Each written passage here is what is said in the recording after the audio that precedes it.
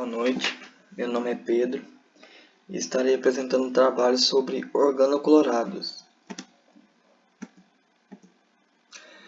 A história da humanidade é marcada por quantidade inacreditável de prejuízos causados por pragas agrícolas. Relatos bíblicos descrevem grandes períodos de escassez causados por invasões de gafanhotos. Em tempos mais recentes, na Irlanda, por volta de 1845, milhares de pessoas morreram de fome em consequência da requeimada batata, doença que dizimou os batatais daquela região.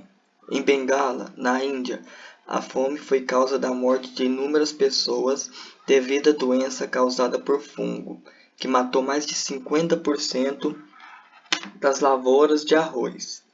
Em 1870, no Ceilão, hoje Sr. Lanka, a cultura de café foi devastada pela ferrugem e teve que ser substituída pela de chá. O Brasil presenciou a devastação da cultura de cacau pela vassoura de bruxa, na região de Itabuna e Ilhéus, na Bahia, a qual, além de consequências econômicas, ocasionou sérios problemas sociais como o êxodo rural e o desemprego, e ecológicos como a destruição de partes da Mata Atlântica. O histórico. Em 1940, Paul Müller, da companhia suíça Grace, observou que o DDT sintetizado por Slade em 1874 era um potente inseticida. A sua pronunciada propriedade inseticida, aliada à baixa solubilidade em água, alta persistência e sua forma de ação desconhecida até aquele momento, propiciou resultados verdadeiramente notáveis e seu uso rapidamente se expandiu.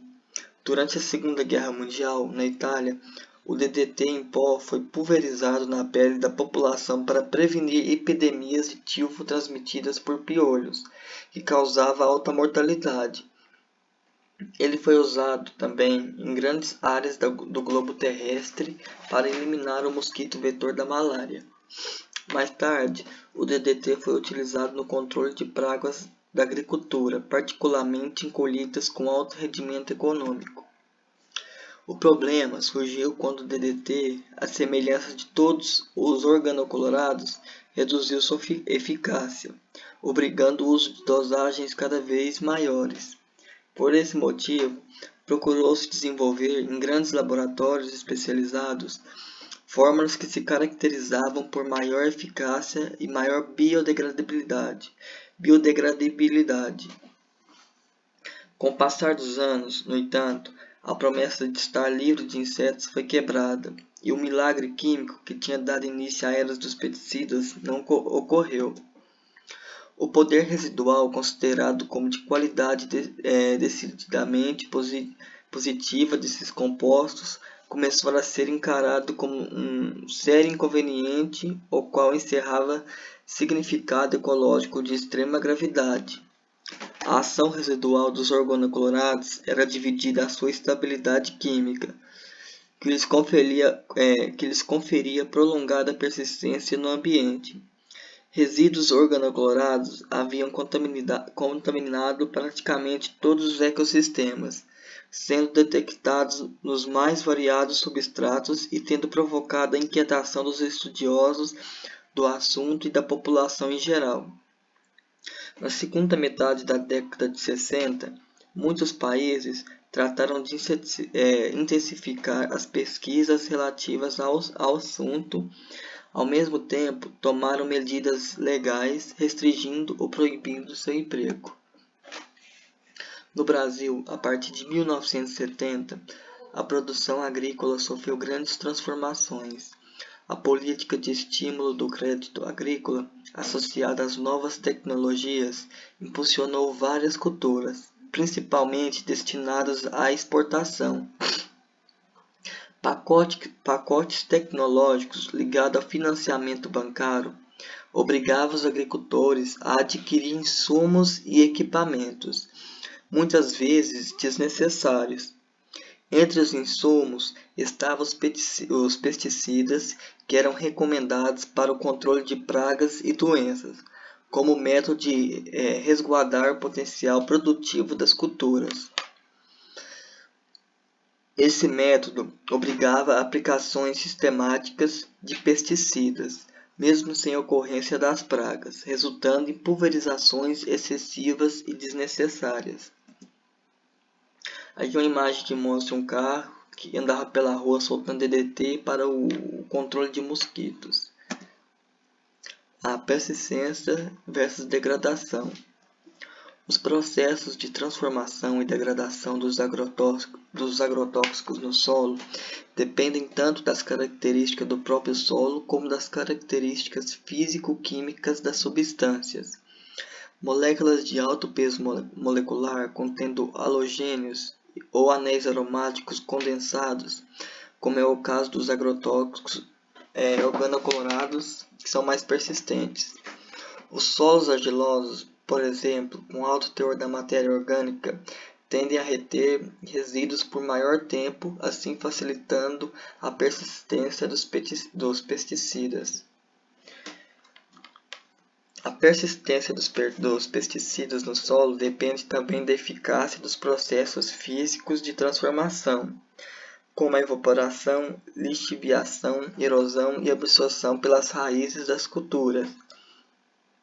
Fatores ambientais como temperatura, conteúdo de matéria orgânica, acidez, umidade e tipo de solo influenciam também as taxas de degradação dos pesticidas.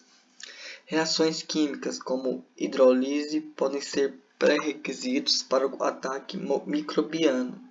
Percebe-se, então, que pode haver interação dos agentes físicos, químicos e biológicos na degradação dos pesticidas. Muitos compostos organoclorados, oriundos tanto de fontes agrícolas como industriais, apresentam frequentemente alta resistência à degradação química e biológica e a alta solubilidade em lipídios. A combinação entre a baixa solubilidade em água e a alta capacidade de absorção na matéria orgânica leva ao acúmulo desses compostos ao longo da cadeia alimentar, especialmente nos tecidos ricos em gorduras dos organismos vivos. O BHC, o hexaclorobenzeno, é um exemplo de organoclorado que, apesar de ser classificado como de persistência intermediária, é bastante estável à ação da luz, do calor, do ar e de ácidos fortes, sendo assim capaz de permanecer no solo sem se decompor totalmente por cerca de 5 anos. As contaminações. O problema da contaminação por organoclorados tem se agravado e adquirido proporções dramáticas, tanto pela sua intensificação quanto pela sua extensão geográfica. Outrora, as zonas contaminadas eram muito reduzidas. Atualmente tendem a cobrir o planeta inteiro e podemos encontrar o DDT até na neve do Alasca. Os níveis de organoclorados na água dos oceanos têm causado sérios problemas ecológicos, como, por exemplo, o fracasso da reprodução da truta do mar na Laguna Madre, no Texas, e da água marinha do Báltico. Além disso, podem-se encontrar golfinhos contaminados com DDT, desde o litoral paulista até as regiões da Antártida. Como os compostos organoclorados são muito lipossíveis e se acumulam nas gorduras dos organismos, eles percorrem rapidamente a cadeia alimentar, com resultados desastrosos para espécies, incluindo o homem, que ocupa o topo desta cadeia. Nas aves, DDT metabólico do DDT, TDE, que é metabólico do DDT, tem sido indicado como responsável pela deficiência na formação da casca dos ovos. Como consequência, as cascas são frequentemente frágeis e não resistem até que ocorra a eclosão natural dos ovos. Esse efeito diminui drasticamente a população de águias, falcões e açores. Na década de 80, no ecossistema mundial. A análise de amostra de leite materno tem fornecido dados alarmantes em várias partes do mundo. Pesquisadores analisaram 60 amostras de leite materno em mulheres egípcias. O resultado indicaram a presença de DDE e lindano em praticamente todas as amostras. Outros organoclorados, como o DDT, foram encontrados em níveis elevados em algumas amostras. A presença desses pesticidas foi atribuída à intensa atividade agrícola na região. Em um estudo realizado na Espanha, foram analisadas 134 amostras de tecidos adiposo humano, avaliando a possível presença de organoclorados. Dentre os compostos investigados, o DDE e o BHC apresentam níveis médios elevados de 1870 micrograma por litro e 240 micrograma por litro, respectivamente. A elevada concentração determinada para o DDE pode ser devida ao fato deste composto ser o último e o mais estável metabólico do DDT. Os resultados expostos comprovaram a afinidade dos pesticidas organoclorados pelas gorduras, mostrando a evidente e crescente contaminação através da cadeia alimentar. O câncer gastrointestinal é o terceiro tipo de câncer mais comum na região de Uttar Pradesh e Bihar, na Índia. A principal fonte de água dessas regiões é o rio Ganges, o qual é altamente poluído com pesticidas agrícolas. Um trabalho realizado com 60 indivíduos doentes dessas regiões descobriu que os mesmos apresentavam altas concentrações biliares dos organoclorados BHC, DDT, aldrin e do sulfan. Foi sugerido que estas substâncias possam estar implicadas na ocorrência desse tipo de câncer nesses locais. Entre 1993 e 1995, foi realizado em Hong Kong um monitoramento dos níveis de pesticidas organoclorados em amostras de leite de vaca. Em várias amostras, os níveis de DDE e BHC excederam os limites permitidos pelo Coder Committee of Pesticide Residues. Apesar da China ter proibido o uso destes pesticidas, desde 1983, os resultados deste trabalho revelam que tais substâncias ainda persistem no meio ambiente, assim causando contaminação da cadeia alimentar. O mesmo pode ser observado recentemente com populações da área urbana e rural de Portugal.